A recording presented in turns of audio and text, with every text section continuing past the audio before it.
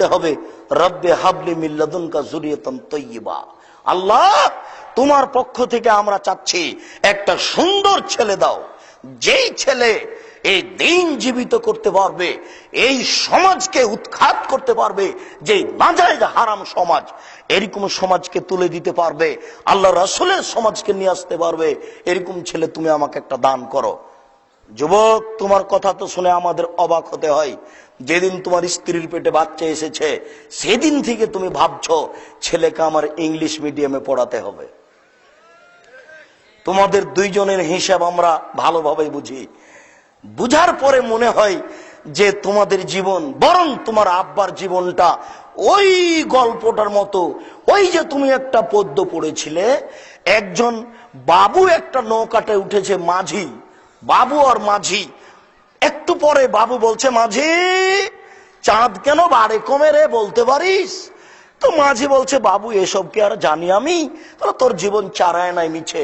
একটু পরে, এটা কি বলতে পারিস? না। তোর জীবন আটা নাই মিছে। এটা কি বলতে পারিস? না। তোর জীবন 12 আনাই মিছে।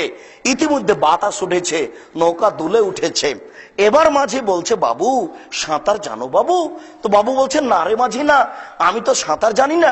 ও বাবু, এখন কেন কাবু? এখন দেখি তোমার জীবন 16 আনাই মিছে, তোমার বাপের জীবন 16 আনাই মিছে। টাকাও লস, আপনার ছেলেও লস, জাতীয় লস, সবার জন্য এটা একটা বিপদ। এই ছেলে হলো কুসন্তান, এই ছেলে হলো কুসন্তান। এই ছেলে বাপ মরার পরে তার বাপের ছবিকে সুন্দর করে সাজিয়ে অ্যালবামে দিয়ে সাজিয়ে রাখে, বাড়িতে বেঁধে অ্যালবামে সাজিয়ে রাখে। এটা শিক্ষিত ছেলে নয়, এটাই কুসন্তান, এটাই অশিক্ষিত ছেলে। সুসন্তান কে তাহলে?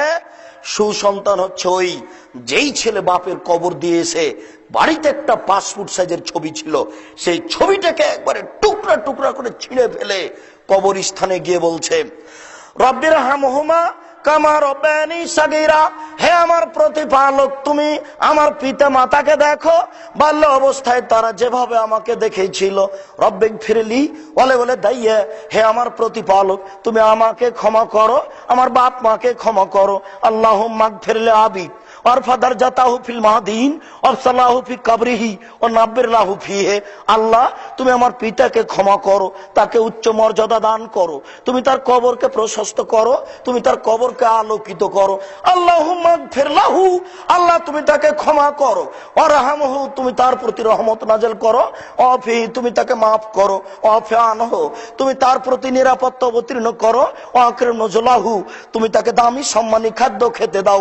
ওয়াসমাদ খালাহু, তুমি তার থাকার জায়গা প্রশস্ত করে দাও। ওয়াগসিলু বিল মাই ওয়া সালজাল বারাদ কামা নাকাইতা সাবল জমিনা দানাস, তুমি তাকে ঠান্ডা স্বচ্ছ পানি দিয়ে ধুয়ে পরিষ্কার করে দাও, যেমন ভাবে সাদা কাপড়কে ময়লা থেকে ধুয়ে পরিষ্কার করা হয়। আবদুলহু দারান খায়রান মিন দারিহি, দুনিয়াতে যে বাড়ি ছিল তার চেয়ে সুন্দর বাড়ি দাও। আহলান খায়রান মিন আহলিহি, দুনিয়াতে যে পরিবার ছিল তার চেয়ে সুন্দর পরিবার দাও। ওয়া জাওজান খায়রান মিন জাওজিহি, দুনিয়াতে যে স্ত্রী ছিল তার চেয়ে সুন্দর স্ত্রী দাও। ওয়াদখিলহুল জান্নাহ, তুমি একে জান্নাতে প্রবেশ করাও। ওয়াজহু মিন আযাবিল কবর, তুমি একে কবরের শাস্তি থেকে বাঁচাও। ওয়া মিন আযাবিন নার, তুমি একে জাহান্নামের শাস্তি থেকে বাঁচাও। এই ছেলে হলো সুসন্তান।